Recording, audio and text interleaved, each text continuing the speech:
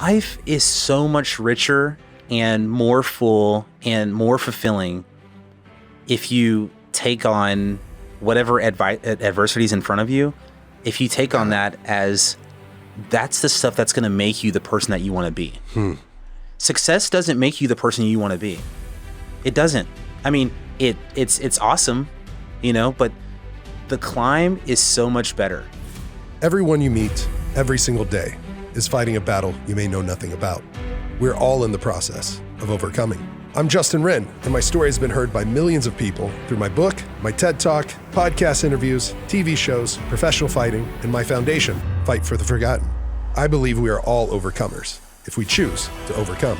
We all have the option. I've been given the opportunity to overcome childhood trauma, sexual abuse, immense bullying, depression, suicidal ideation, substance use disorder, and I am a 2-time suicide survivor.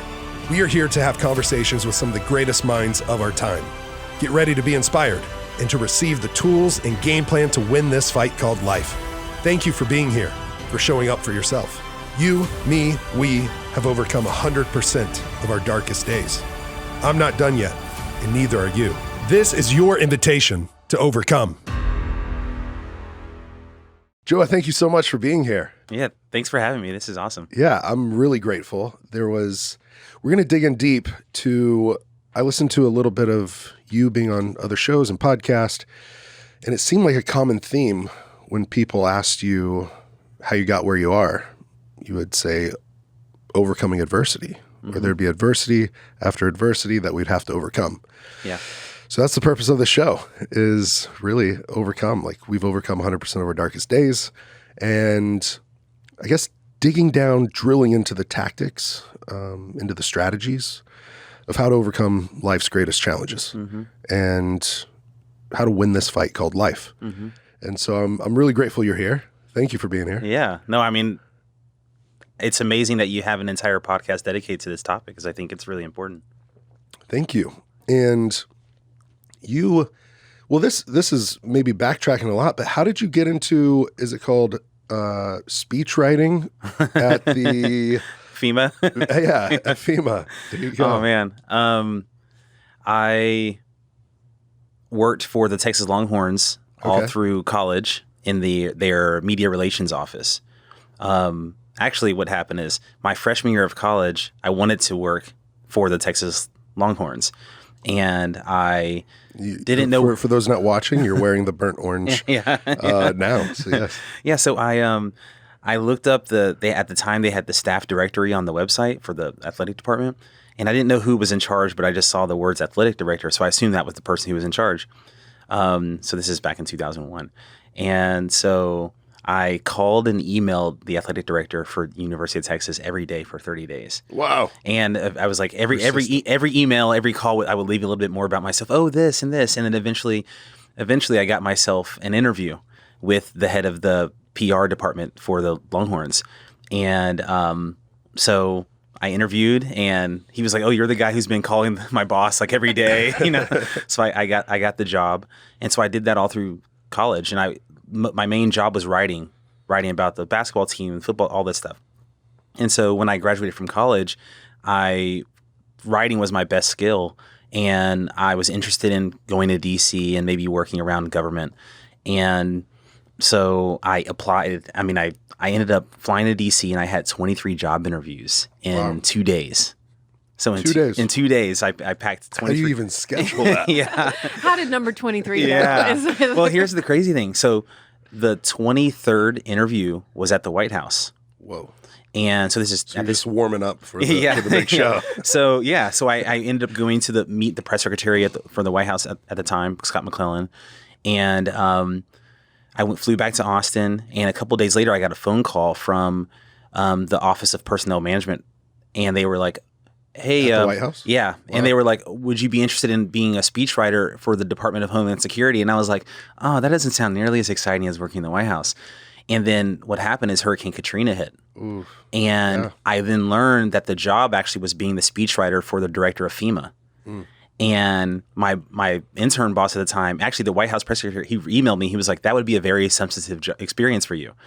And so I packed all my stuff in Austin. I drove up to DC. And by the time I got there, the then director of FEMA resigned or was fired or whatever happened. And the new guy came in, David Paulson, and he was the fire chief of Miami, had a lot of emergency management experience. And I started with him as his speechwriter. There were a lot of Austinites around in the White House. Yeah, then, it was when Bush was president Yeah. in 2000 to 2008. Yeah, so I started. I was the speechwriter for the director of FEMA. Like, I mean, that was my first day. There was a White House briefing. It was like, so I was 22 years old, and my job experience at that point had been writing press releases and stuff like that about Texas Longhorns football. Wow, that's intense. I had I have family in Louisiana, Mississippi, and so my grandparents lost a lot of their roof. Yeah. My uncle, we didn't know where he was because we lost contact with him for many days, and that's a wild thing to see. Even people bounce back from an adversity and challenges to overcome. So, what would you be writing in those? Would you find? Would it just be about what's happening and what we're going to do about it, or was there any sort of like hope and we're going to come back from this? Yeah, it was kind of a mix. I would say maybe 2/3 about what we were doing. Like, okay, this much government money is converting into this much housing or support and resources for the states. We traveled down to the Gulf and would do those types of things. And then about 1/3 of it was talking about more of like the hope and how we get forward from here. And it's amazing now because my barber here in Austin, he is one of the many people who were displaced because of Katrina in New Orleans. So he, like many people, went from New Orleans to Houston originally, and then he ended up coming from Houston to Austin. And so he's been in Austin since Katrina, basically. Wow. And it's amazing because this city, this whole state actually, has so many people who their roots are in New Orleans, but Katrina kind of displaced them. And, for my barber, Jamar, for example, he's one of the people who, life kind of got better for him because it was a forcing function in a way of like, it kind of kicked him into a new life and he had to kind of make do and he made it work here. Yeah, that's an interesting point because oftentimes we don't see the lesson or the blessing in the challenge. And what about you in your life? Do you see any moments like that you didn't think things were going right or you're forced into something and then all of a sudden you're like, oh wait, I'm actually where I'm supposed to be, or because of this, now I'm able to do what I love? Yeah. I mean, definitely I've had many of those moments. I think if there's any big headline of my life when I think about it, it's pushing myself past victim mentality. Because there's been several occasions where it would have been easy probably for me to be like, oh, because this happened or this happened to me and that type of thing. When I was a kid, I mean, my earliest childhood memory is my dad was around until I was about 3, maybe 2, almost 3. And one of my earliest memories is of we lived in this small little place in Central Texas, about an hour north of here. And where? In Killeen. Oh, wow. That's where I'm from. That's wow. my hometown. Yeah, I'm a kangaroo. Same. What? You're Same. a root? I'm a kangaroo. Yes. Stop it right now. Yes. I mean, my mom went to Ellison. I went to Killeen. We can't all be roots. I know. Yeah. Your mom went to Ellison, really? Mm-hmm. How old is your mom? She turned 61 next month. Okay, she's a little older than me. You're a little younger, but yeah. Okay, so yes, Killeen. Yeah. So my dad was in the military, and my mom's dad and stepdad were in the military, so that's why she lived there. And so we were living in this small little place, and I was 3, and I don't know if I was potty trained or not, but I guess I was because I was like, oh, I need to use the bathroom. My dad was in the only bathroom in the house, and I knocked on the door. And by the time he came out, I had already peed on myself. And he spanked me. And I remember that very vividly because it was like, oh, wow, why is this my fault? Like that, yeah.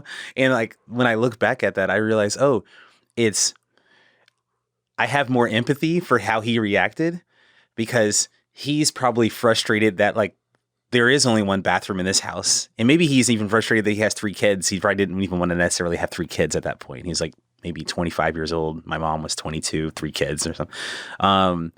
And so when I was younger, I was like just mad at him, like, oh, like that's just terrible parenting. But when I got older, it's like more like, oh, he's probably just like really just frustrated with where his life was at that point.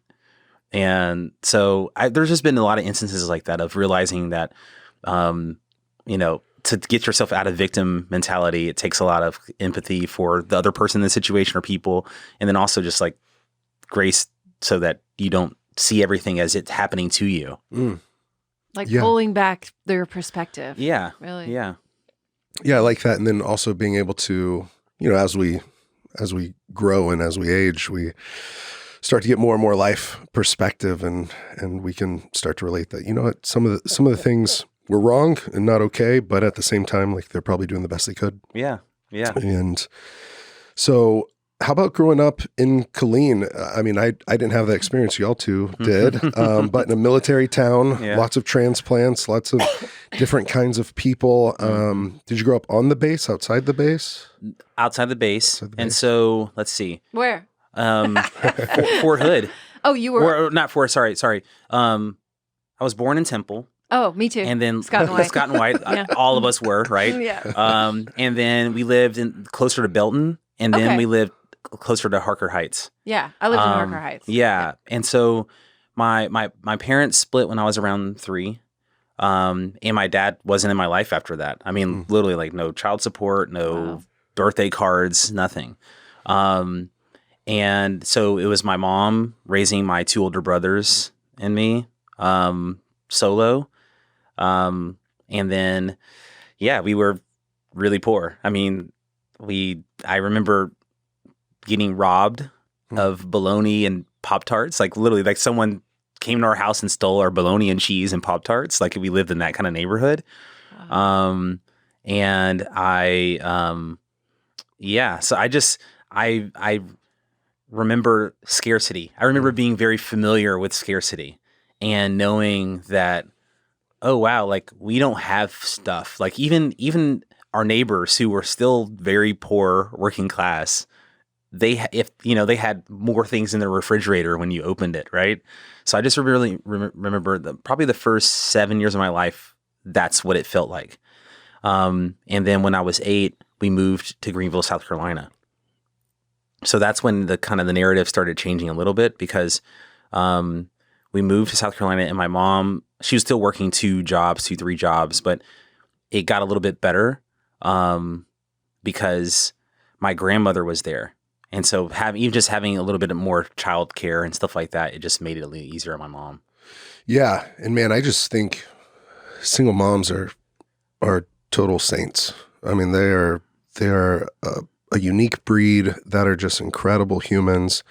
I mean, I met Amy when she's a single mom or divorced, and then dads are around. Mm-hmm. Yeah. Dads are around, but I just look at you and I'm like, wow, you are a rock star mom, and it's awesome. Yeah. To see and to even think about your mom having 2, 3 jobs.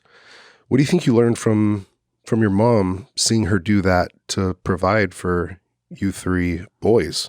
That's having 2 or 3 jobs with 3 boys. The 3 boys part gets me. Yeah. I have 2 girls, and I'm like, oh, 3 boys. That's next level. Yeah. And now that I'm older too, I'm even aware of like even just more nuanced stuff, like 3 black boys when we moved Fort Hood is more open because it's a military base. So it's more, there's people of all stripes that are in the military. But then we moved to South Carolina. It was much more, oh, wow. I started becoming aware of like, oh, wow, we're in an area where everyone doesn't look like us. Or if they do, it's because we're supposed to be living in a certain part of town and other people live in a different part of town and that kind of thing. So just now looking back, realizing my mom was raising 3 black boys in like the deep South Carolina at this time. It's really impressive. But yeah, I mean, I really learned, I learned grit from my mom, period. Like she is like grit and resilience personified. Because I vividly remember watching her do taxes. I think this was 96. I think I was maybe 12 or 13. And she made like $14,000 that year, with 3 boys. Wow. Working, and it's like, I don't even know how that, I don't even, you know what I mean? Like, I still don't know how that math works, I mean, we had food stamps and stuff, so I know that helped. But it's just, it wasn't for lack of her working. She was working multiple jobs, like near full time, like all this stuff. But she, graduated from high school and then had 3 boys between the ages of 18 and 22. And then my dad left, and so she got kicked into this life of like, you're in it, and it's funny, a few years ago, I took her to Paris for Christmas, and I had like 4 or 5 days of just like one-on-one time walking around the city and stuff with her. And I asked her, like, what was the other version of your life if it wasn't this? And she was like, oh, I probably would have been like a flight attendant and lived in Europe and adopted a kid or something. And when I look at the life she actually has, it's like, it's not that dissimilar from that. She didn't dream of this like big life for herself. She just wanted to be helpful, and she kind of did it a little bit more reactively because she had 3 kids and then had to, but she, even after I graduated from high school, she became a foster mom and fostered like 24 kids. Wow. Did and you say 24 kids? Yeah. Your mom is a champ. What's her name? Sabrina. Thank you, Sabrina. Yeah. For who you are.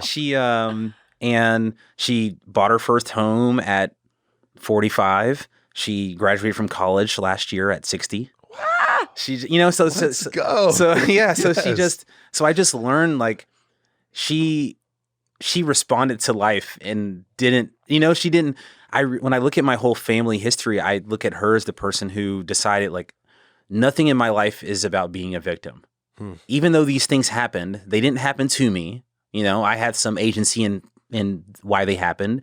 And she just took on the responsibility and gritted through a lot of tough stuff. So this podcast is brought to you by Onnit.com. Onnit.com/overcome. Use the code OVERCOME to save yourself 10% on, I'm holding in my hands, the Alpha Brain Focus Shot. It's in this cool container. Amy's got the website pulled up for you guys watching on YouTube. Did you drink your Focus Shot this morning? Absolutely. I thought you did. I did too. Yeah. How do you like it?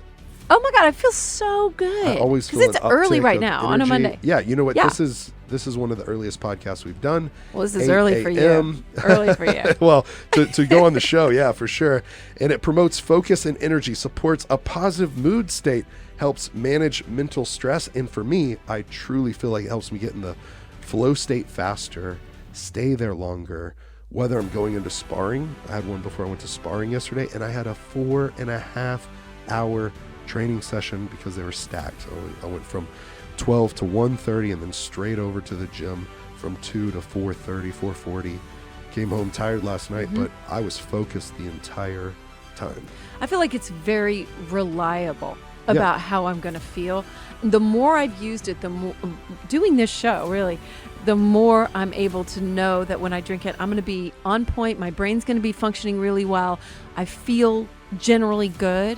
And that's been so nice to be able to know that it is not going to suddenly make me jittery or suddenly make me feel nauseous or whatever it is. Yeah, well, that for me is important because some of the products with caffeine, which just has some caffeine, but it's like plant-based and it's healthy and it's a low dose. It's not jittery bad. It's not jittery at all. And sometimes I'll have, one of those energy drinks or something, and then I'm over-caffeinated, overstimulated, and then I feel like I can't think as good. That's not good. Because it's bothering me. Yeah. And all the Alpha Brain line is super reliable. The capsules, my favorites, one of my favorites are the Instant, then the Black Label, and my all-time favorite is what we're talking about now, the Alpha Brain Focus Shots. They're incredibly good tasting. The tropical flavor, they also have peach, I believe, but mine's the tropical because it's passion fruit. And that's it delivers consistently. And sometimes I'll take one and I'll split it between 2 smoothies when I make it for us in the morning. I'll just throw a little bit in each and just adds a little something to like our protein powder and the fruit and whatever else we've got in there. Yeah, and thank you so much, Onnit, for supporting me, my comeback to fighting, Fight for the Forgotten, and this podcast. They make it possible. So please support our sponsors, who honestly I think have the best supplement line in the world. And our favorite products, Alpha Brain or Total Human, get the best in one packet, a morning support and a night support. Thank you for being here with Overcome with Justin Wren and onnit.com. Be sure to use that code. Use the code Overcome. Yep. Save yourself some money.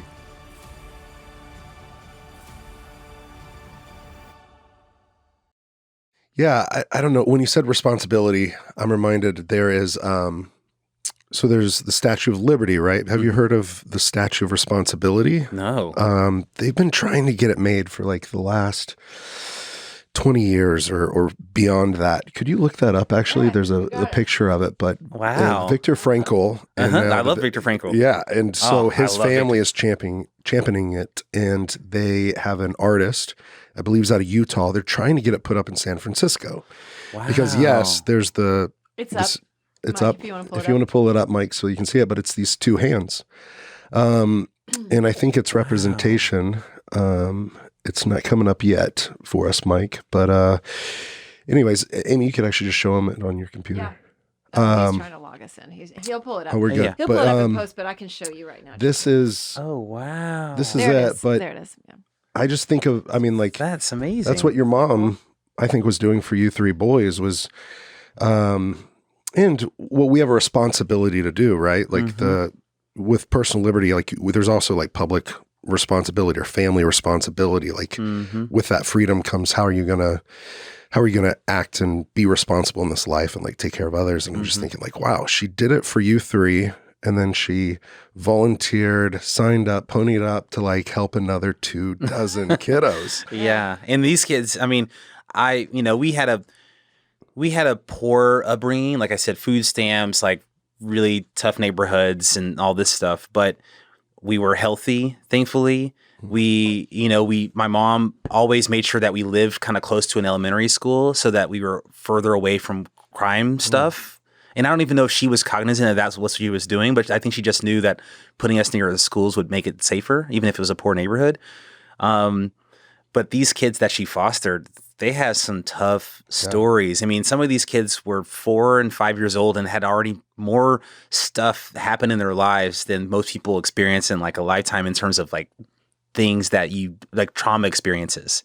Wow. And just, I mean, yeah, it's really amazing that she took that on, and my mom's just like natural caretaker. I mean, right now she's caring for my grandfather who's suffering with dementia. Before that, she was caring for her mother, my grandmother, who passed last January after having COVID. Before that, she was the legal guardian for her boyfriend who had a major stroke, and he was caring for him, and so she's just going to college and so she just like she's like a machine of care, like a machine of care. Man, that would be her fight nickname. Sabrina, the machine of care. Stepping into the octagon, I'm gonna hold you so tight. Struggle snuggles is what we call them. Yeah. Oh, that's so great, man. I love your mom already. I do too. It's so cool. Wow. Did she do anything that you recall? Like, I guess I was thinking about people who suffer from a victim mentality or a scarcity mindset that were in maybe the Great Depression and never overcame it. Like, what did she instill in you that didn't put that in you? Or do you have that come up sometimes? Where is that for you? No, I'm very, very fortunate that some of this is because I'm the baby, because 2 older brothers, and they definitely don't have it as much as I do. Whereas I benefited from watching them and honestly witnessing the world through all of their eyes in a way. So I definitely think I suffered from the scarcity mindset the least. And I think some of that is because I was the youngest, I was the person who spent the most time with my mom.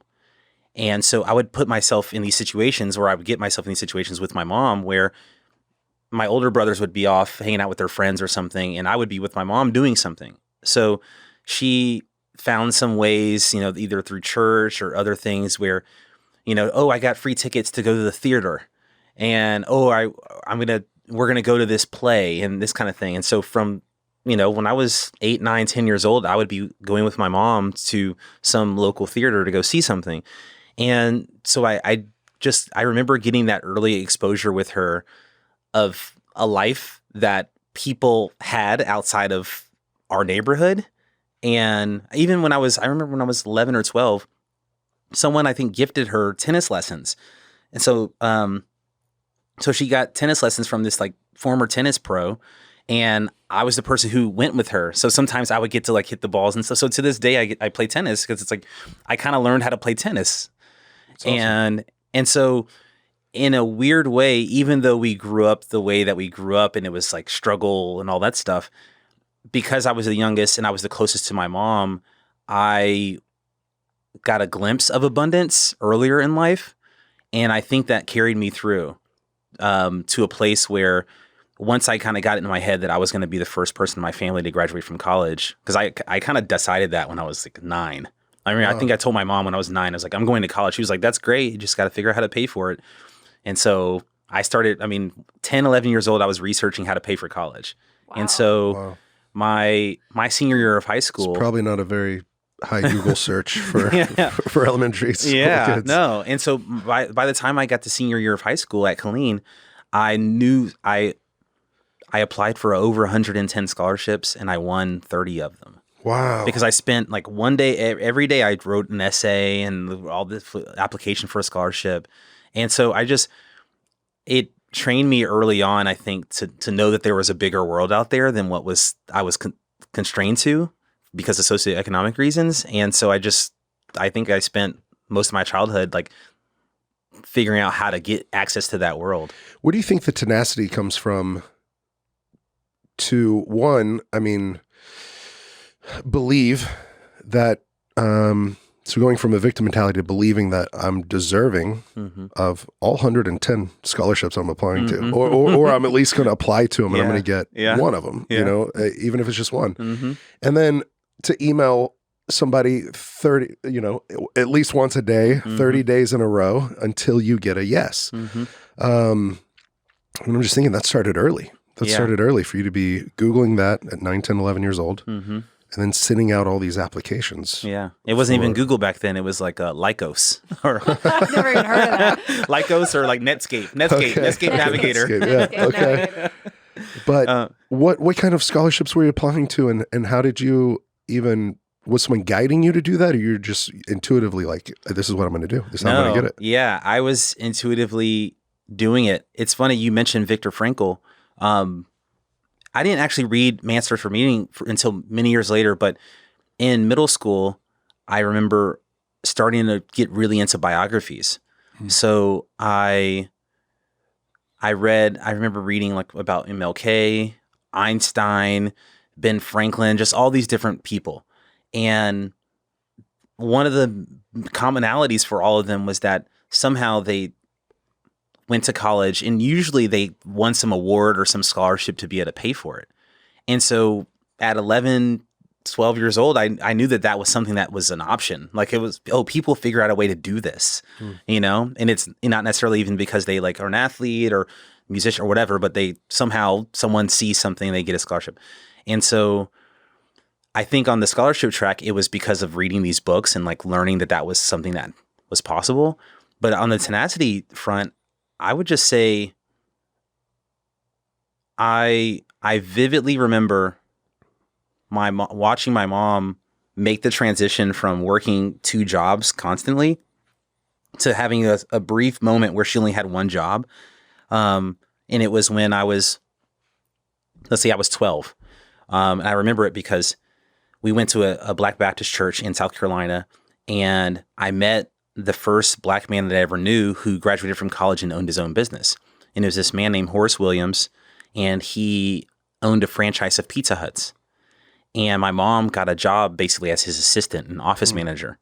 And he was the first person, in him going to our church, seeing my mom and her boys, she got into a situation where she was able to not have to work full time, a second job. Yep.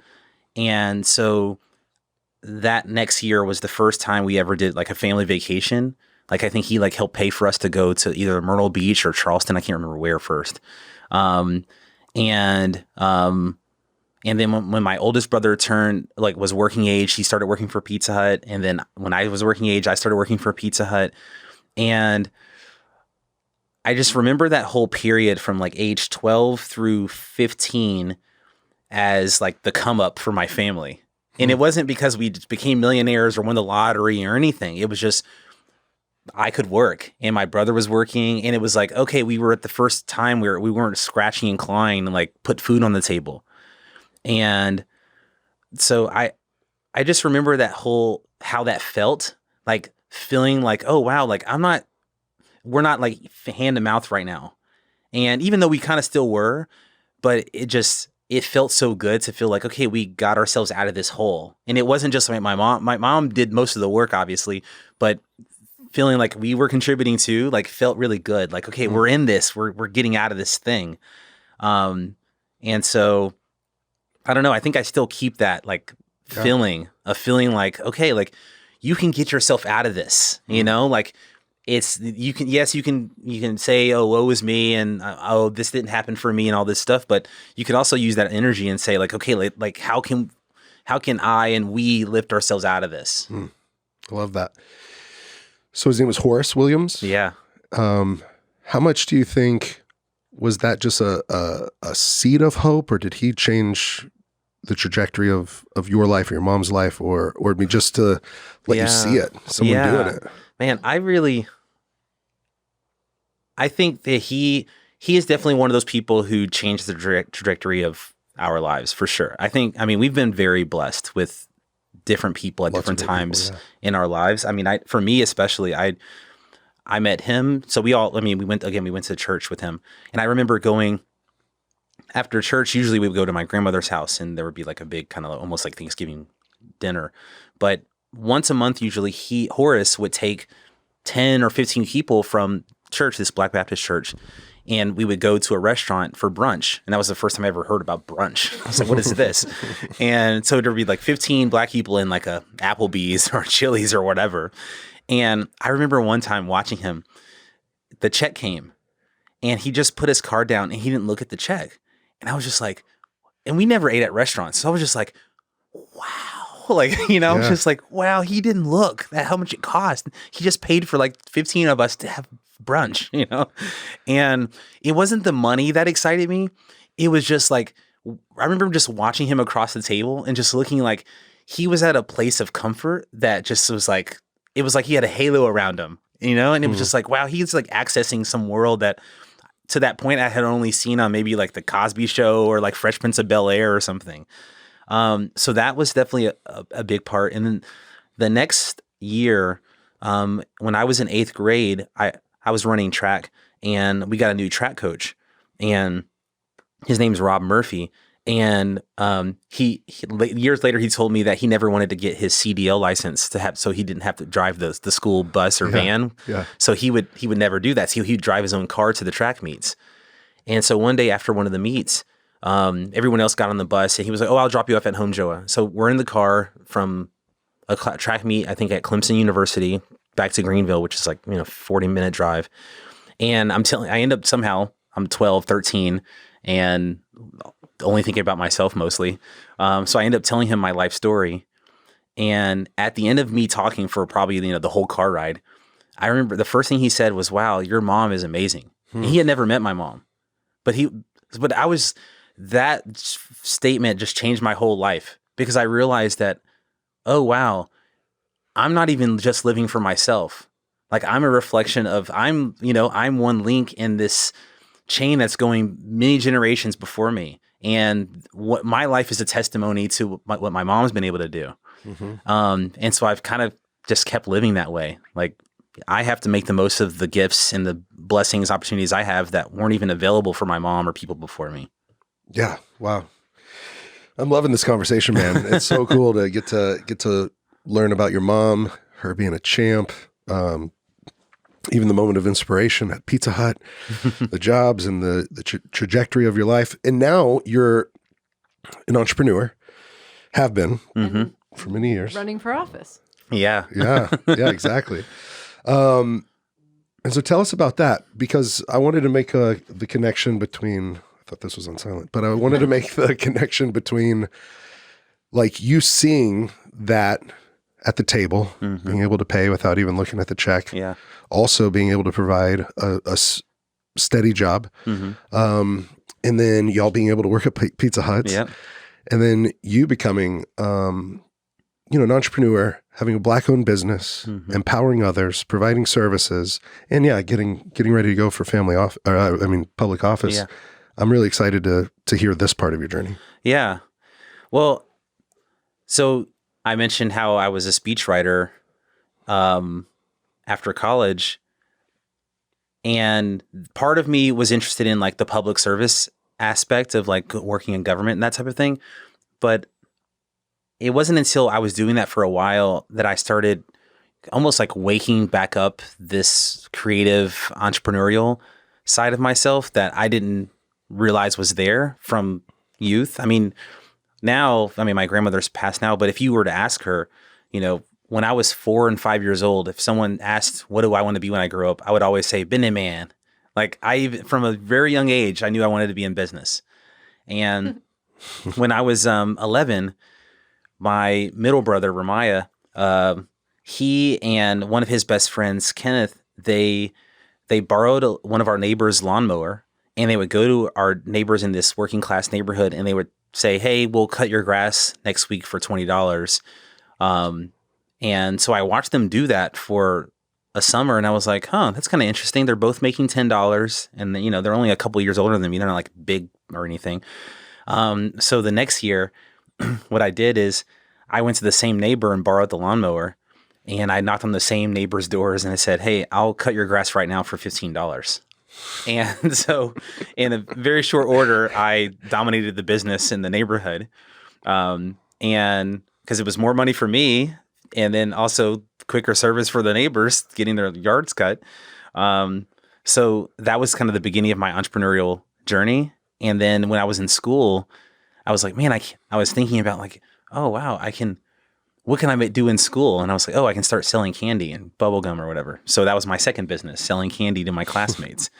But then once I got the job at Pizza Hut, when I was working age, I was like, I never looked back. I was like, I can make money working this job and I get pizza every night. Cool, I'll do that. And because I didn't think about what I had been doing as entrepreneurship. I was just thinking of it as like, I was working while I was underage. But it wasn't until after I graduated from college and I was a speechwriter, and I was like, wow, this work is interesting, but it's not really speaking to that soul part of me. And I realized that was entrepreneurship. And so I moved back to Austin from DC, 2009. Actually, the week after Obama was inaugurated, I moved back to Austin. And I decided that I was going to pursue entrepreneurship full time. That was going to be my thing. How would you describe or define entrepreneurship to you? How do you see it? What is it? Yeah, I have a very broad definition of it. I think it's pursuing resources and access despite your limitations or constraints.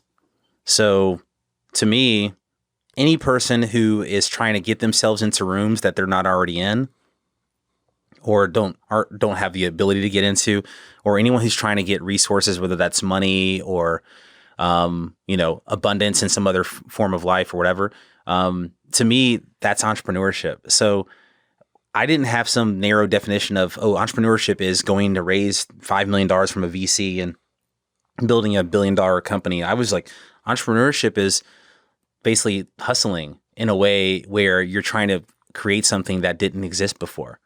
Fightfortheforgotten.org. You can go check out Fight for the Forgotten, the foundation that I started. It is my passion project. It is something that I love so much because of the people we get to help. We get to help the pygmy tribe who adopted me in help themselves.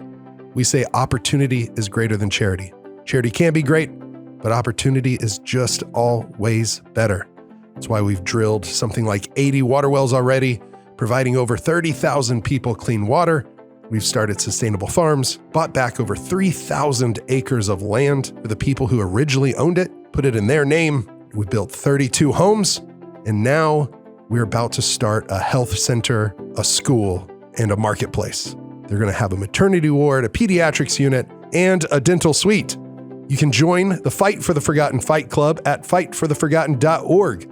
We would love, love, love to invite you on this journey to join this fight arm in arm with us. Our Fight Club, it's a monthly giving club. You can give $5 or more a month, and that empowers us to empower people. Thank you for being on this journey with us. I invite you to come along for the ride. It's been absolutely epic, putting love and compassion in action and fighting for people. Fightfortheforgotten.org. Join our Fight Club. So my first business was a social media consulting agency. And then you had a shoe business? And then I had a sneaker store in downtown Austin. Okay. And I realized retail, I'm not good at retail. Amy had a retail store. Yeah, retail is tough. What was it called? It was called Sneak Attack. Cool. Sneak Attack. Yeah, it was a great name. That is a great name. It was a fun business too. Like I met so many people. It was community building. But what I really learned in the experience of doing the social media agency and then doing the sneaker shop was my strength as an entrepreneur is in community. It's like I am really good at galvanizing people around something. So that's kind of became my calling card. So now I've been doing Localer for the last 10 years and it's a community driven business. There are so many choices I could have made differently if I wanted to maximize profits or all these other things, but I was really just maximizing community the whole time. So that's what I've been doing. Yeah. Can you explain for the listeners what the business is? Yeah. And what it revolves around with community? And the reason I say that is anytime I go travel somewhere, I don't want to go where everybody else goes. I know. I'm a soon-to-be client of yours, or in the community, because I want to go where the locals enjoy going, and so it doesn't matter if I'm in another country, another city. I normally find someone, hit it off with someone in conversation. And I'm like, hey, where do you go to eat? Yeah. Where do you like to stay? Yeah. Or where would you take a friend? Yeah. So that's kind of how I started this business because when I moved back to Austin and I started the social media agency and the sneaker boutique, what happened is it was 2009 and we were in the recession and retail was one of the hardest hit industries, obviously with the recession. And so I drove my car from Austin to DC and I stopped in every city, like I'm talking Richmond, Memphis, Little Rock, like every town. And I went to the sneaker stores in those cities and I knew that they were hurting because it was a recession. And so I would go meet the owners and I'd be like, hey, do you have any shoes that you can't sell? I'll buy them off of you. So I just gray marketed basically my product. So instead of buying the shoes directly from a Nike or Adidas or whatever, what I did is I went to the sneaker shop owners. I was like, hey, I'll buy $1,000 worth of shoes that you can't sell. And so I went and I did that. I spent $20,000 just driving from Austin to DC, stopping at sneaker stores and buying inventory.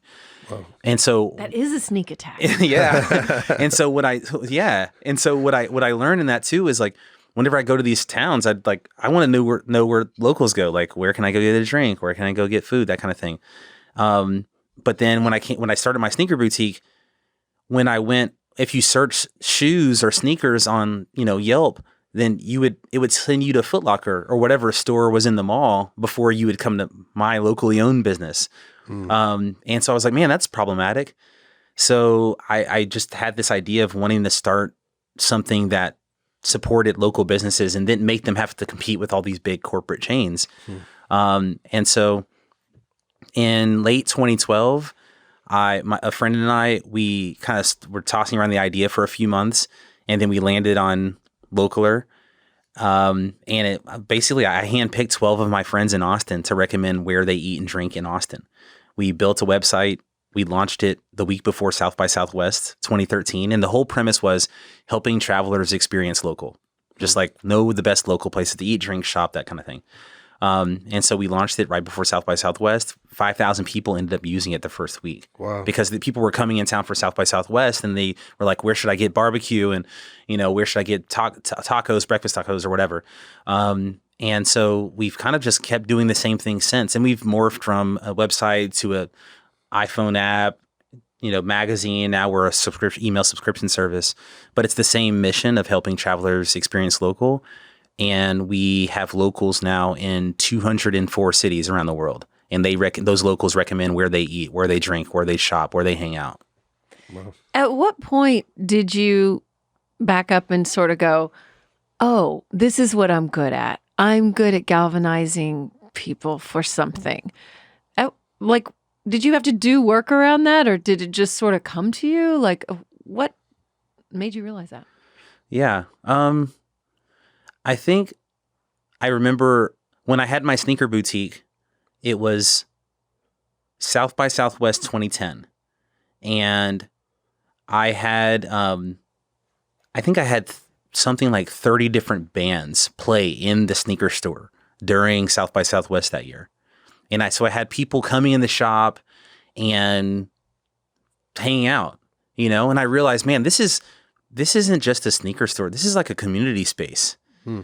And what's amazing now is my location at the time was, if you're in Austin, where City Hall is, it's on 2nd Street, and Cesar Chavez, and right downtown.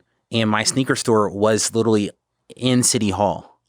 So there's a retail location on the ground floor of Austin City Hall, and that's where my sneaker boutique was. So it actually, looking back, it makes sense that I was thinking of it more as a community space than just a sneaker shop. So that was like the first inkling that, okay, I'm a community person. This isn't just retail. Like, I wasn't measuring the success of that week based on like how many shoes I sold. I was like, well, we had all these people come in the store and just have a good time. And then a few years later, when Formula One first came to Austin, I basically got put in charge of putting together a music festival for Formula One coming to town. So that first year, 2012, I put together I think I ended up booking over 40 local Austin bands and musicians to play the 3-day festival, like, for Formula One. So it was, we rented out Cedar Street Courtyard on downtown and had, thousands of people come to this space to watch bands. And so I just realized, like, I'm good at that. And it's the reason why I'm good at that is because I get helper's high from that. I get like, I love. I've never heard of it said like that. Helper's high. Yeah, like I realize I know what that feels like. That. Yeah, I do. yeah, and like I realize now why I definitely get that from my mom, because I realize, like, why is she so quick to and willing to serve and put herself in a position where she's giving so much, and it's like I do the same thing. I'm the first person willing to give and help and all that stuff, and I get a lot of joy out of it. I get like that endorphin rush out of like helping people have a good time. So it works today, even with localer. Like, I help little people who are like, I'm going to Paris for the first time. I'm like, oh, we got you covered. Let me know, That's awesome. What has been one of your favorite stories that has maybe come out of localer and making someone's experience just something special? Or maybe you have one of your own. Yeah, I was going to say, this is selfish, but my own story is probably my favorite, because a lot of people, when they start a tech company, they're like, oh, I'm going to make a unicorn, which is like a $1 billion startup and stuff. And I'm like, well, I didn't make a unicorn, but I definitely found one in my wife. And because I met my wife through my business. Really? So yeah, that's awesome. Yeah, the summer of 2017, we were in about 50 cities, and we were expanding to Spain. So we were going to add Madrid and Barcelona. And I needed a translator to do the Spanish translations, but Spanish. And so I emailed all my investors and was like, hey, do you know anyone who speaks Spanish? I want to do translations that way, And one of my investors at the time, he wrote back and was like, oh, I know someone. She lives in LA. And I was like, oh, that's great. I'm actually flying to LA for work in a few days. So I went out there and ended up meeting her. We had a rushed 10-minute meeting. And I was like, hey, can you do these translations? She was like, yeah, I can. Cool. So I hired her on the spot to do part-time, hourly wage translations. So that's 7-8 months of that. And then months later, she emails me a translation back. She's like, "Oh, I'm actually in Austin." I'm like, "Oh, wow. What are you doing in Austin?" She's like, "Oh, I'm a musician. I'm on tour with Lana Del Rey." And I'm like, "Oh, whoa, what?" And so I was like, "Oh, let's get a drink." So we ended up getting a drink and like honestly just hitting it off and talking until in a coffee shop in Austin until 4 a.m.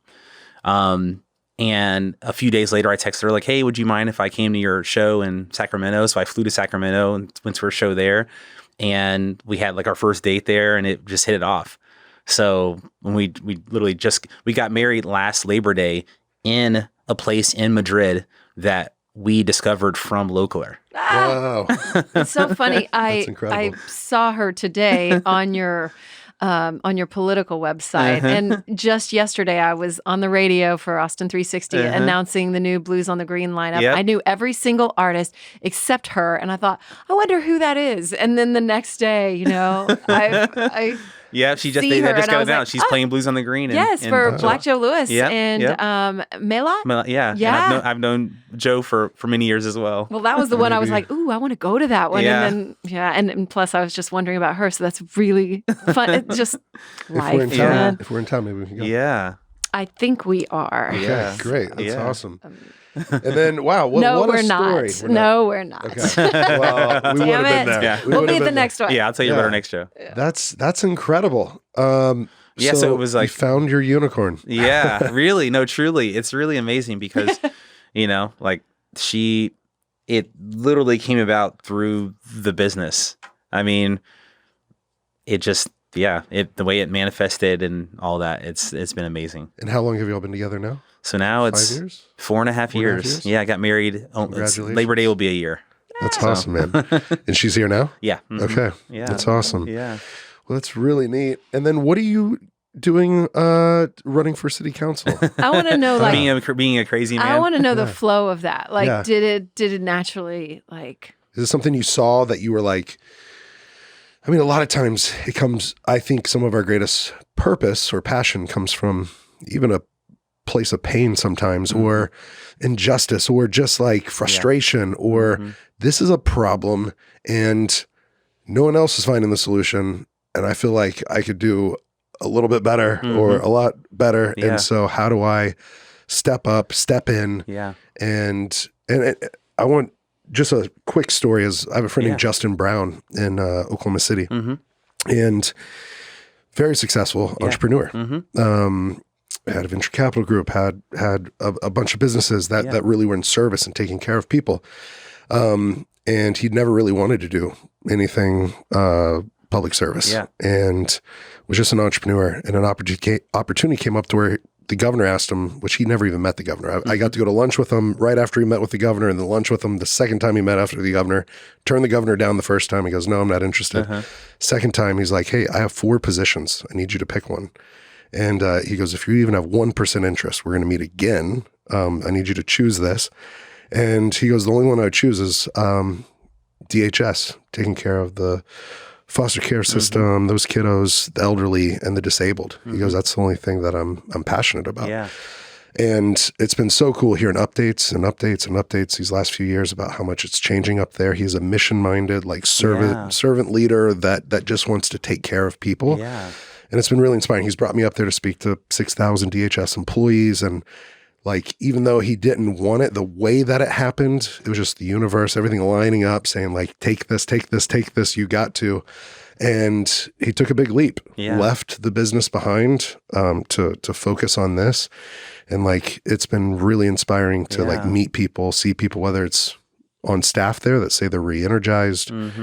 His first order of business was like, "I'm not coming in." He looked at the budget, said, "I'm not coming in unless you raise the average salary by $13,000.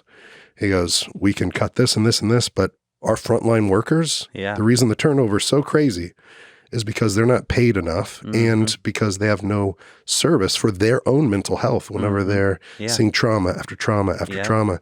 And so just like from the get-go, he was like trying to make changes to like take care of people. And so anyways, Amazing. long story, Yeah. but his story of that is like, wow, you're doing it right. Like you did it for the right reasons. Yeah. Well, and I think I relate to the idea that if you come into it from a position of A, problem solving, and then B, if you view your own experience set and skill set as a tool to apply to a problem, then that's where you're going to be really helpful. Like for me, I wasn't thinking, okay, and if I just do this right, then in 2022, I'm going to be able to run for office. I've been honestly planning another business for the last 4 years. And it wasn't until, I've always been really engaged in Austin, especially. I've served on a lot of nonprofit boards. I was the chair of the board for the AIDS HIV group in Austin.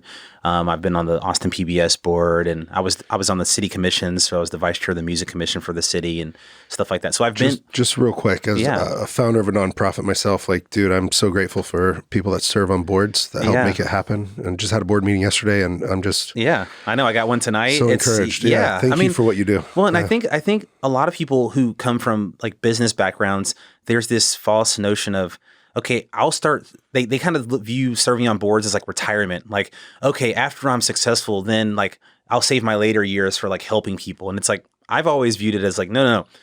When you have the experience, that's when you should start trying to figure out ways to apply it and help others. So, what did it say, the phrase, lift as you climb, and I've always been into that. And so I've always been really engaged in the Austin community and stuff, but the last couple of years, especially during the pandemic, during, post George Floyd, all these things, I've truly felt called like, oh, wow, my excitement about this other business I was planning, it just completely dissipated. It's like, no, this is where I need to go and help solve problems. And the one thing that actually really did it for me was, you probably remember, Ahmaud Arbery. Yeah. He was the gentleman in Georgia who was running and he was killed. I'm a distance runner. I've been distance running, since I was 12 years old. Probably, I run 50 miles a week kind of thing. And running has always been like a sanctuary for me. Like I feel safe. I feel comfortable. It's like free time for me. It's like restorative. And that specific day when I found out about his death, my wife and I were going for a run, and we live in a pretty nice neighborhood in Austin. And for the first time in my life, I've run solo as a black man in like deep South Carolina, Texas, and always felt safe. But that specific day, we got like half a mile in, and I like broke down crying. And I physically, like in my body, I was like, I don't feel safe. Like I was looking around like we got to go home. And so I ended up helping to organize a run for Ahmaud in our neighborhood the following week. And I truly just felt called. Like every signal for the next year was just, Joah, you have to do this. You have to do this. And so did people start asking you like, hey, are you gonna run for office? People started asking me. People started encouraging me. People started asking me. And the way I see it is, I don't like all the ambition attached to politics. Like even now, I'm running for city council, which is like a pretty low level public office. But even now, I have people who are like, "Oh, he's going to be the next mayor, or he's going to be running for Congress, or he's going to be the governor. He's going to do all this stuff." And it's this industry that has been assigned this value, like, oh, the people who go into that, they want more for themselves, and that's nothing could be further from the truth for me. Like I would be totally happy if I could win the city council seat, solve a lot of problems in Austin around affordability and housing and things like that. And then 8 years from now, go back to being an entrepreneur. Like I'm not looking at this as like, here's the beginning of my march towards the White House, like what a better world we would have if more politicians saw it like that. Or if we just had a system like that rather than career politicians. Well, the thing that I can relate it to is in startup world, and now it's gone down, but in the 2010s when everyone was like, seeing social network and seeing all the money that was going into tech, I had all these young people coming up to me like, oh, I have an idea for an app. And I'm like, hey, slow down. The world doesn't need another app. What problem are you solving?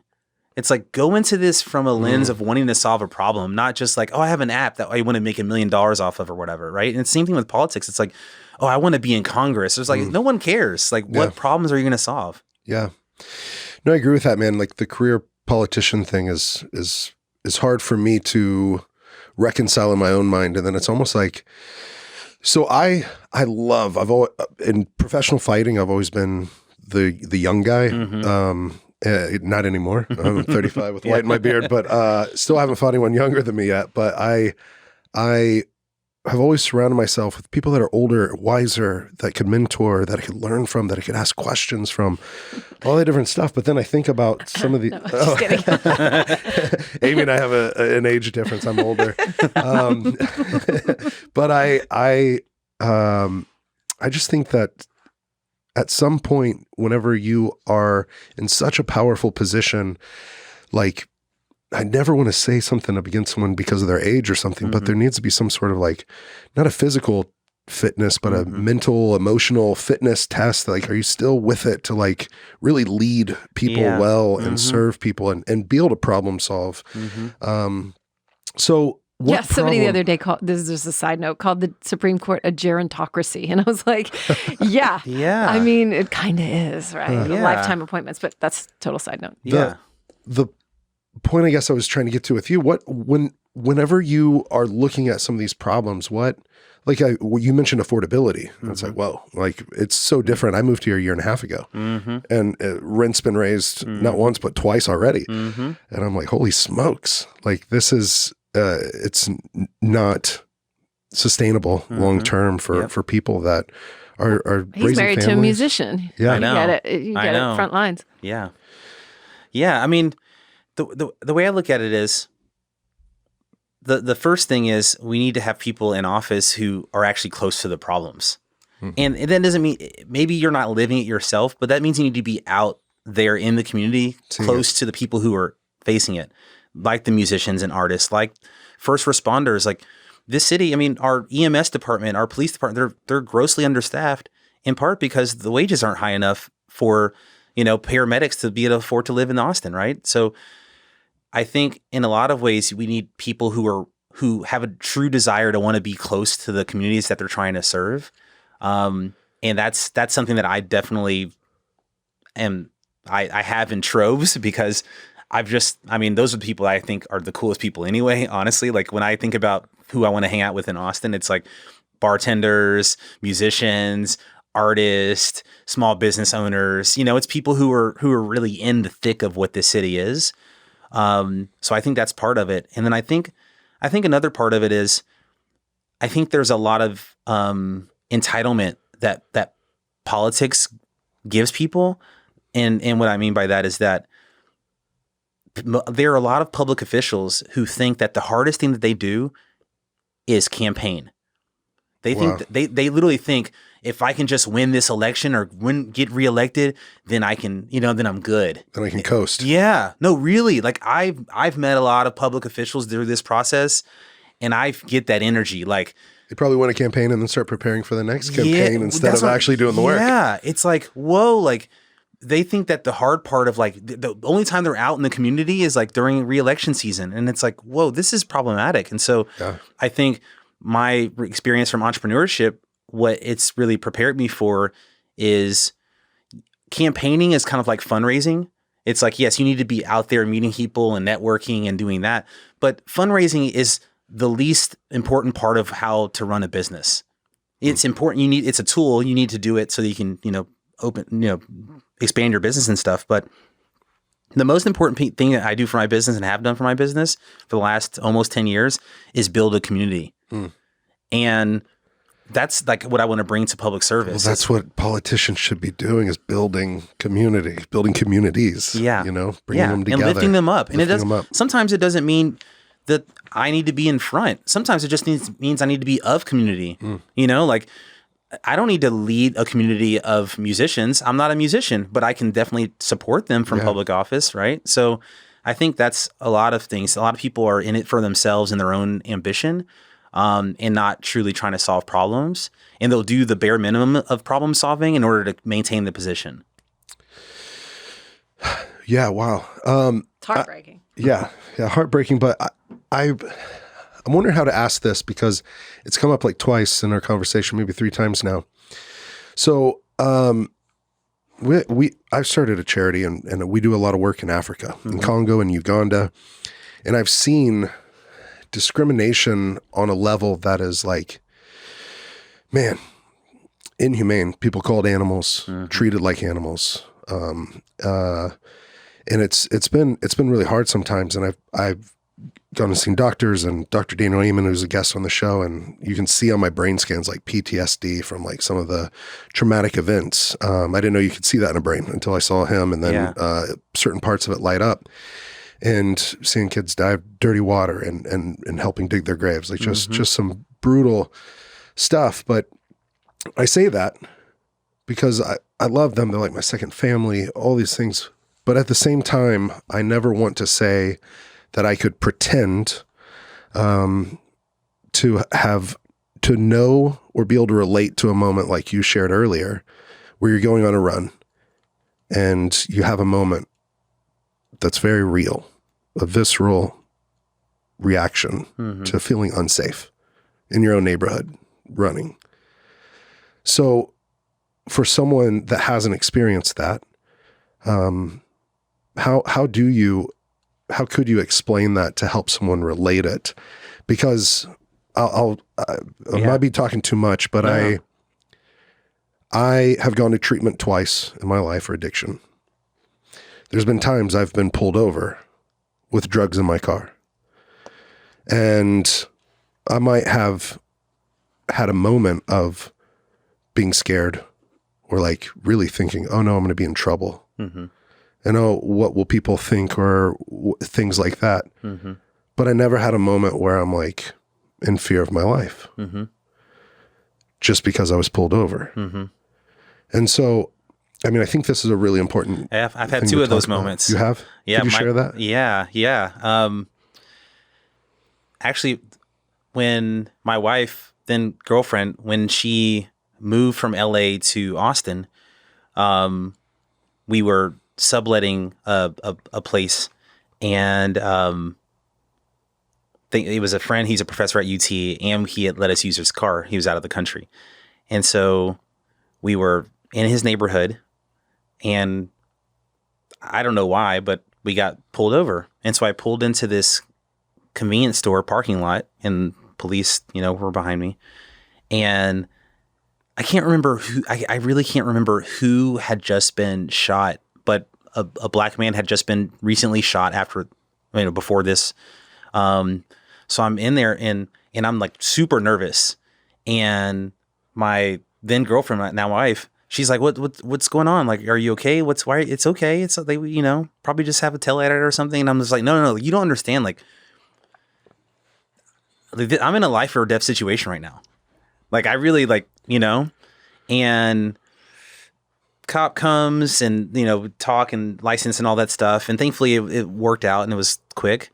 But afterwards I just was crying in the car.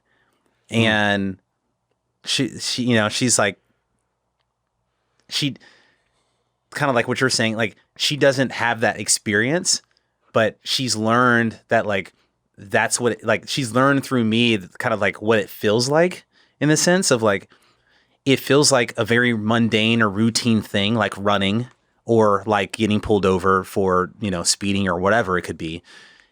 It feels like having a very mundane routine thing, forcing you mentally, physically to start getting into fight or flight mode. It feels like it's oh, wow. I didn't even know 10 minutes ago, everything was okay. And now I literally think that I may not make it out of this thing alive. So yeah, when I imagine a lot of black men especially feel the same way when we get pulled over. We're not even thinking about, oh, I'm going to get in trouble. It's trouble is something bad may happen to me. You know what I mean? And so when I was, my first experience with this was when I was 16. And so my sophomore year of high school, we moved back from South Carolina to Killeen. And I missed all my friends in South Carolina. So the following summer, after my junior year of high school, I went back to South Carolina and stayed with my grandmother and my uncle for the summer. And I worked at Pizza Hut, the old Pizza Hut I used to work at there. And one day, I didn't have my license yet. So my uncle would pick me up from work. And one day I got paid So he picked me up. He took me to the bank. I deposited my check. And then we went to, actually, no, no, I did not go to the bank. I didn't have a bank account yet. He picked me up and I went to a check cashing place. And I cashed my check. And next door was a liquor store. So he went and he got some beer, put it in the car. And then we get in the car. We're driving back to my grandmother's house. And I remember this. There was a light that was green. And as we're going through the light, it turns yellow. And then, so we're going, and then out of nowhere, sirens. We get pulled over. And so we're waiting there. There's a cop behind us. And then 2 more police cars come. So now there's 6 police officers. And I'm like, what's going on? And they come to the side, and they, my uncle's like 6'3", 6'4", 200 something pounds. He's like, bigger guy. So they have us get out of the car. They search us. They have us open up the trunk. They like ransack the car, all this stuff. And they say that my uncle fits a description. They arrest him, or they handcuff him, put him in the car, and leave. Again, don't have my license. I'm just there on the curb now. They've all left. And then I end up having to walk to a payphone. I call my grandmother, and she comes. And that was my first time, like, really, like, not understanding, like, that kind of stuff happens. And so that didn't feel like a life or death situation. But that's definitely the last time that I had the naivety that it wasn't.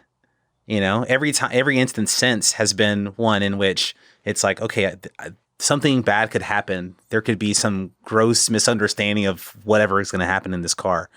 And so, which is amazing because I've had amazing experiences with police officers. So I really like, again, I'm running for office right now. And at my fundraiser, I tell people all the time, I'm like, we need to solve these affordability issues so we can hire more police officers, so we can hire more paramedics, so we can pay people adequately and they can afford to live in this city and all this stuff. So I'm not like a person who's like, all these people are the same. But I've definitely had enough experiences where there is a certain mindset that does infiltrate departments. And I've had really almost friendly experiences, compared to some that I know friends of mine have had. Where they're the ones getting handcuffed or arrested or whatever for reasons. And then they get to the station. They're like, oh, never mind. You're not this person. And they let them go. And it's like, there's no recourse. You're just like, wait, so I just had this whole kind of traumatic experience of being confused with someone but nothing happens, So I'm honestly fortunate that hasn't been my experience. But to me, again, going back to the earlier though, about the victim mentality thing, even with all that said, part of why I'm running for office is because we need people who can have all these different nuanced experiences and still be clear-headed and still really come to these things from a desire to like solve problems for an entire community and not like, I'm in there so I can do this. It's like, no, I'm in there so that I can help this whole city be better. Yeah. And some of that is law enforcement, public safety, some of that, but most of it is just helping everyone have better access to living better lives. Most people just want to have good quality of life. So whatever the government can do to facilitate that and not disrupt that or hinder it, then the better. Yeah, I'm in total agreement. And thank you for going through all that because one, I'm like you, through martial arts and my martial arts journey, I've been able to help so many first responders, whether they're firefighters, which they're always really strong, and police officers doing their combatives or their hand-to-hand and doing jiu-jitsu. And I have it's called a mean mount where I'm mounted on top of someone. That's their lifeline, getting back to their belts, right? Their handcuffs, their gun, their pepper spray, whatever it is, or their taser. And so I've helped a lot of police train. And man, 9 out of 10 are, making a guess, but they're incredible. Yeah. They're awesome. They got into it for the right reason. But then, I think it's a miss where you got to be able to talk about it, whichever way it is. Yep. Like talk about the good cases, because oftentimes those aren't shared about how guys go out of their way to help people that are doing that. But then on the other side, this is real and it does happen. So we can't just pretend like it doesn't. Yeah. And so I think a lot of probably middle-aged white men like me. We don't get it. And haven't taken the time to ask the questions, understand, or put ourselves in those shoes. And so thank you for that. And then I think it's awesome. Your lived experience through the business world, through your mother raising you the way that she did and helping so many others, 24 kids in foster care after that, and everything you've gone through, man.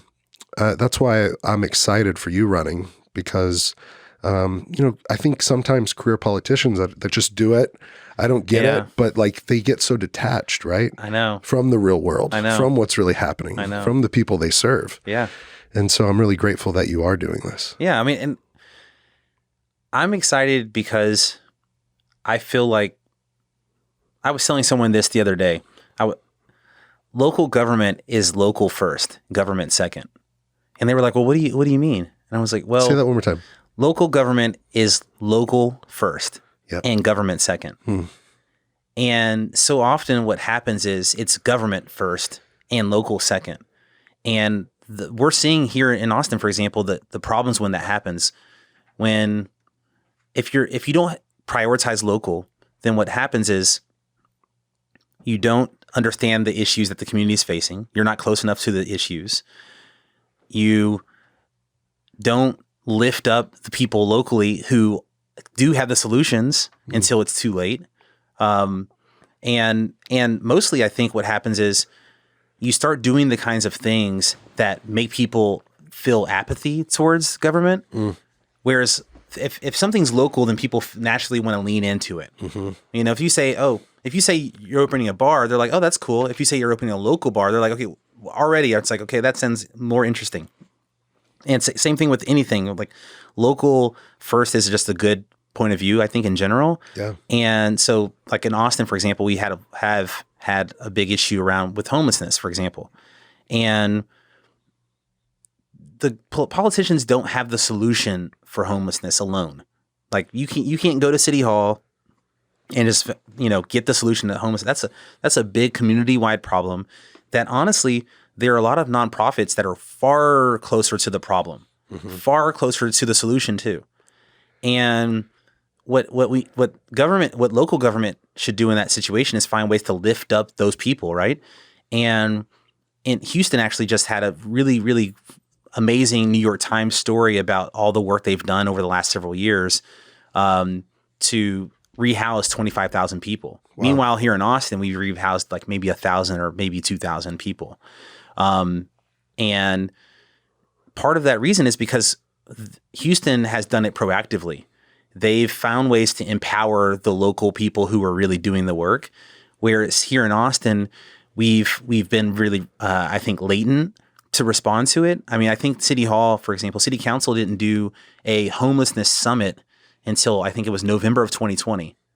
And if you talk to any local business owner downtown, they're like, wait, this has been an issue down here for 5, 6, 7, 8 years. So why is it not until middle of the pandemic that you're doing a summit on homelessness? And so what government does is it waits till the problem's big enough till there's political will. The solutions should not require political will. Solutions should just be good, smart people coming together to address a problem. But if you're waiting to political will, then what you have is public officials who are like deciding whether or not they're going to win or lose re-election based on the result. And I think that's where we have a lot of issues in the city, and state and country.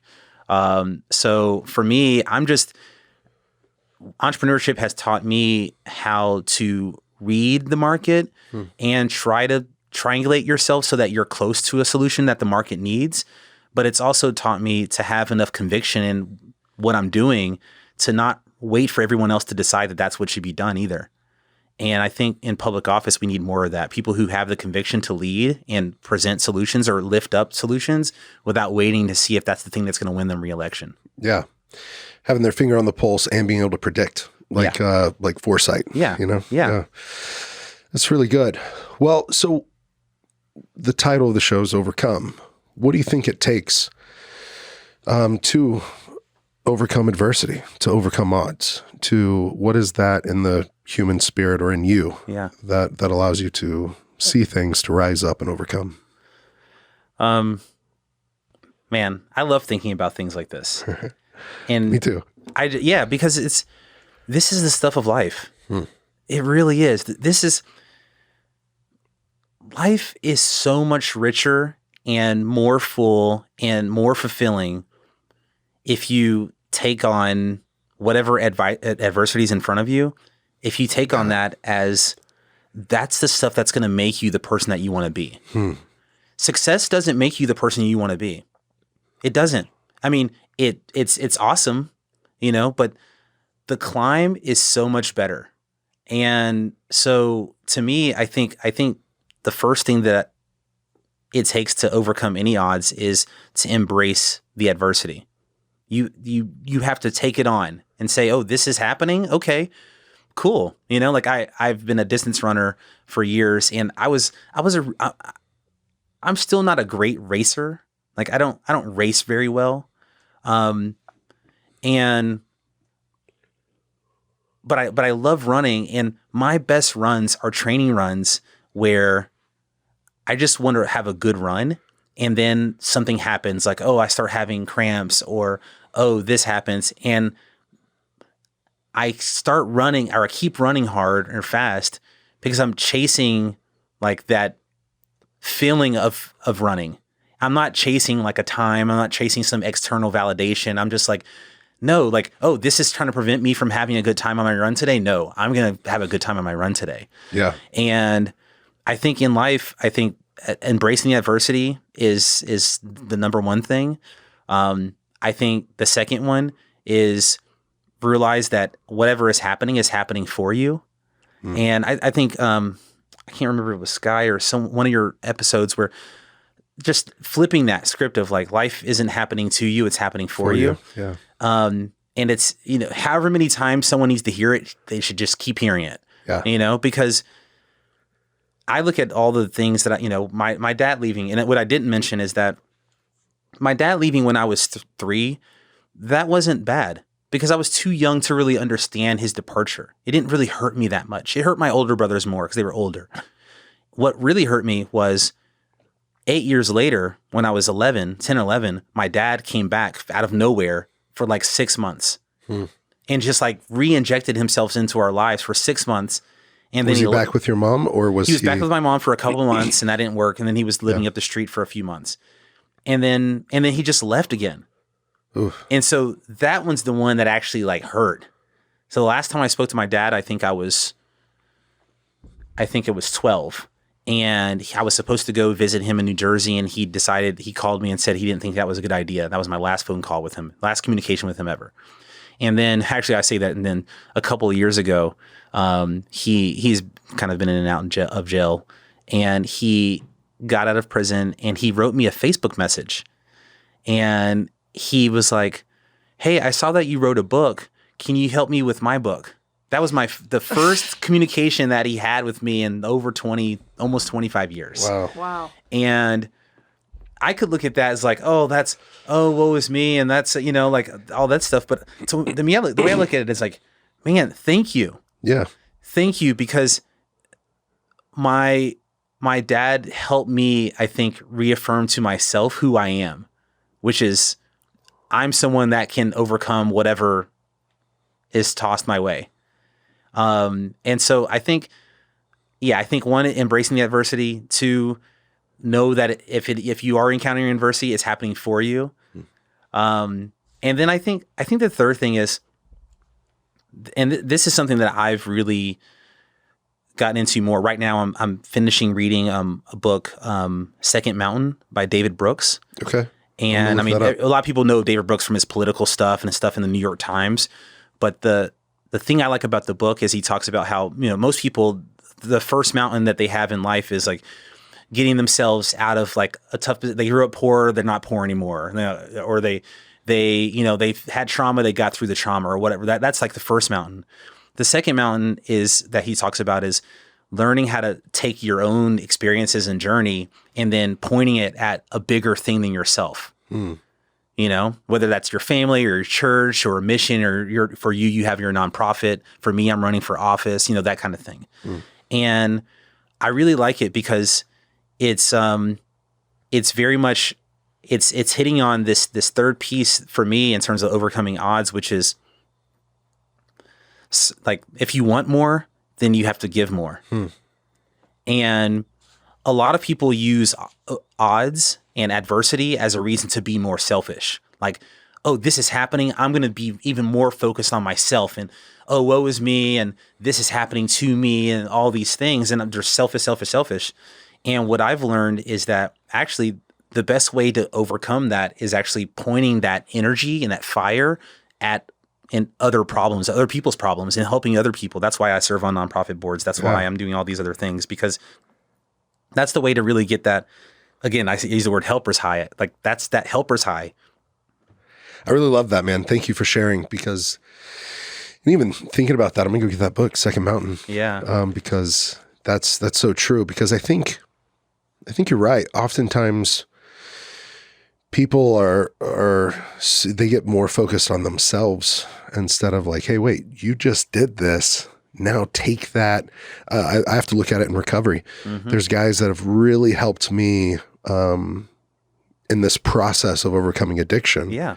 That gave me the gift that was given to them. It's like sponsorship, right? Yeah, exactly. Yep. And it's such a gift that they've been giving me, and I'm so excited to give that gift to others as well, and share my story, their story with them. It's almost like a lineage of like, look, you see me, but look at this guy and that guy and that guy. Yep. You know, they've all done it before me, and you can do it too. Yeah. So that's inspiring. Thank you for that piece of advice. And I do have a question. Yeah. How have you, because you weren't angry at 2 or 3, and then it did hit where it hurt at 11 or 12, and then it came back around 20 years later. How have you, because you're right, there are these macro and micro or major traumas and smaller traumas, but you're so positive and problem solving, like oriented, and all these things, and you don't have the victim mentality when you could. But how have you dealt with specifically, whether it's anger or resentment or even just disappointment that that dad wasn't there or hasn't, you know? Yeah. Man, I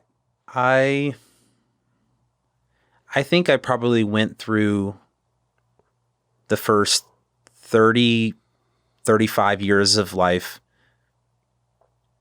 telling myself that I could, just through force of will, like sheer force of will, like lift myself past any adversity and outthink whatever was happening and outsmart it and all this stuff. And the last 5-7 years, I've become much more aware of the strength that actually comes in emotionally, like allowing emotional space to be in that pain. Yeah.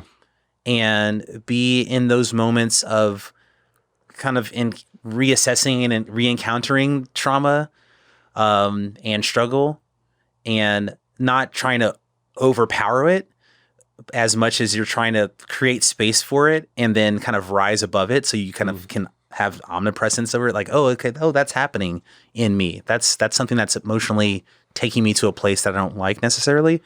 And actually I have little tricks sometimes too. Like, I start feeling myself, if I start feeling myself kind of feeling like I'm going there sometimes, I just embrace it now. So I'll have like a few hours alone, usually on like a Saturday or a Sunday morning, and I'll watch a series of YouTube. Like, what I do is I go on YouTube and I watch accomplishment videos. So I'll watch like people doing Olympic performances or people having just like amazing performances and just like reaching their goals.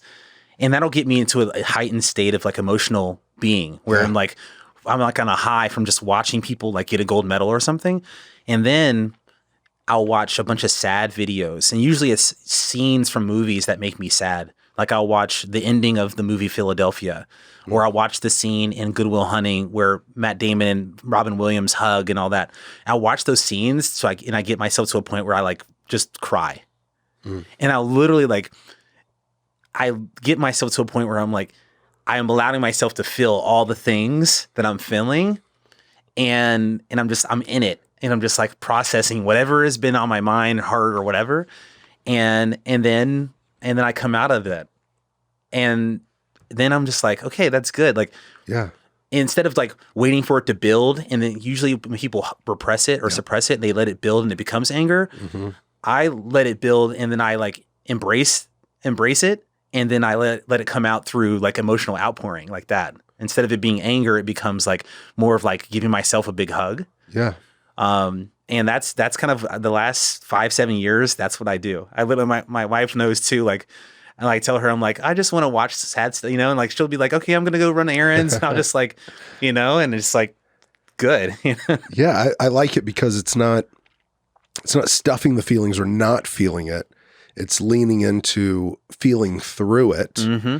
And Amy really helped me on the last time I went to treatment, saying, hey, you have to face it all, feel it all, so that magic can happen, so that a miracle can be born. But if you don't face this shit, if you don't feel it, if you just avoid it, and I used to think like you, where I have to attack what's been attacking me. Yep. And I think there is something good about the confidence knowing that if something comes my way, I can handle it, or I can get through it, or I can do this or that. Yeah. But if you don't allow yourself to process it, and you don't allow yourself to feel it. I just did a podcast with somebody else this morning, and he was telling me about this 8-figure coach, and she was talking about why she's more successful. And she said, it's really because I allow myself to feel more than most people. And he was talking about it in the context of sobriety and how we pick up our phone, or we pick up a drink, or we pick up whatever it is to not feel those feelings. And this is so interesting what you're saying. Like, you found a way to almost accelerate your feelings to really get them out. And I think that's super fascinating. So you're accelerating your feelings, and in turn, success unfolds. So yeah. And I think, the saying, wisdom is knowledge applied. And, because what happens, I think, especially with trauma or any kind of like emotional pain people are holding, there's the knowing, it. So you're just re-traumatizing yourself by knowing the thing happened, or knowing that you went through this thing. And it only moves over to wisdom once you start applying, like, okay, it, but okay, how do you go through that and grow through that? And I kind of, what I'm trying to get to is where, to me, it's like, okay, knowledge, that's like, there's acceptance, then there's knowledge, then there's wisdom. And then the step after that is where you get into like sage mode, where it's, that's where you can disperse wisdom, right? Like a sage grandmother or someone, right? Yeah. And that's like the North Star for me. I want to get to a place where, like, right now, I know how to help people with tangible life things. Like, I can help you with your resume. I can help you, get a job. I can help you raise money. I can help you go get business, things like that. But I want to increasingly get more into like helping people with the more intangible, like emotional stuff, and how to couple the emotional and the tangible stuff. And I realized that that's only going to happen once I, for myself, know how to apply the wisdom in my own life in all facets, and not get to any points where I'm emotionally overcome by a moment. And I'm definitely not anywhere near there. I mean, there's still moments where I'm like, okay, this is just too much. Like, this is... You're not enlightened? No. But I get that. Like, the sage part, I like what you're saying, because, even going back to what you do, the visualization of allowing yourself to get amped up by people being awesome and doing great things, achieving their goals, and then bringing yourself back down. And then so if we break it down a little more than that, like, I'll go get in float tanks, or I'll have times where I'm really trying to visualize for a fight or a goal or things like that. So you start with those videos that are positive. You go to the other heartwarming or gut-wrenching ones that really tug on your heartstrings. Then after that, are you having a time of meditation or focus, or intentionally like thinking about a situation, a person, a problem, or what is that space like there? Usually what that space is is going into it. I've been doing that battle of gut or intuition and mental capacity. And I usually get to that place where I'm like, okay, mentally, I've been turning this over in my head too much, and I need to just let it go. Let it go. And so I watch the videos, and I get to myself where I'm in an emotional kind of instinct gut place. And usually, what happens after that is that's closest I get to like a quiet place in my mind where I'm not thinking anymore, and I'm just feeling. And I'm a really, really good curator in those moments. And usually it's like it's emotionally saying no to things and culling down what I'm focused on and caring about. So usually what ends up happening is I usually come out of those moments, maybe going in, there were 10 things on my mind. I usually come out of those moments saying, these are the 2 things that really mean something right now. So let go of those other things. They're happening. They're in motion, whatever. These are the 2 things that I understand now are really weighing on my heart, and I'm going to focus on those 2 things. So it feels like an editing process to do that. It's like a cleanse, and then it's like if I were to go in with a to-do list before that, it would be like a lot of things, and then afterwards it's like, okay, no. Okay, just this and this. Okay, good. And then I feel really good. I feel lighter. Yeah. I feel like I've had a big sigh of relief, so. It's like clarity. Yeah. Yeah, I'm gonna try this sometime. Just so you know, if you have any good suggestions on clips, maybe you can send me something. Okay. Yeah, no, I really because I'll watch I really will. I'll watch certain Olympic moments of people. I watch that because it's since it's once every 4 years, that it's like someone's been pouring their whole self into that, right? And you can watch people like reach their goal. And then sometimes you see people who don't, right? And it's like, oh, this thing happened and they didn't get the medal or whatever. But that usually gets me to the place where I'm in an empathy mode, because that's what's happening when you're watching videos like that. You're kind of surrendering to empathy mode. If you're watching something of someone like who's winning, you're like, you want to feel them winning. If they're losing, then you want to feel them losing, And so then I watch the sad movie scenes, because now I've taken the empathy like mode and taken it to like kind of more of like okay, this is going to tug at the heartstrings, like you said. This is going to get to like the place where, like the breakthrough place, It's like the Matt Damon, the Good Will Hunting scene. It's an emotional version of winning a gold medal. It's like you can go your whole life and never have that moment. A lot of people go their whole lives and they never have the breakthrough like that emotionally, right? And so that's why I like to watch those scenes where it's like, oh wow, they got there. Yes, they got it, So yeah, I'll send you some recs. Okay. Thank you so much. I would say maybe next time you do this, have you ever gone into a float tank or a float therapy? No, I really want to. Chamber. You can go, there's one called Kuya. It's down by On It, the sponsor of the show. Yeah. And they have these float rooms that are like spacey. Like it's got like the cosmos in it, and it's an actual big room, and it's warm to the temperature of your skin, 93 degrees. So if you get in a float tank that's correct, it's not too hot, too cold, it feels like you're floating on air, because it's just your temperature of your skin. 1,200 pounds of Epsom salt makes you float, and then you can really sit in there for 60, 90 or minutes or 2 hours. But what I really like about it is going in beforehand. The times that I just go right before, I've never seemed to have had an quote unquote experience like maybe you have, or you set intention for. But whenever I go 20, 30 minutes before, and if it's about a fight, or if it's about a speech that I'm giving, or about an event, or about a problem solving for the nonprofit, if I go in there with and kind of have those 10 things on my mind or 20 things on my mind, if I kind of journal it out beforehand, have some music, drink some tea in the lounge or whatever it is, and just kind of like breathe, set, meditate, go in there. It's like, an hour feels like 10 minutes. Yeah. Because you kind of get in this flow of visualization, things come to you, ideas. For me, it'll be like the outcome of a fight, and then I'll go in it a week later, and what I saw actually just happened in the cage.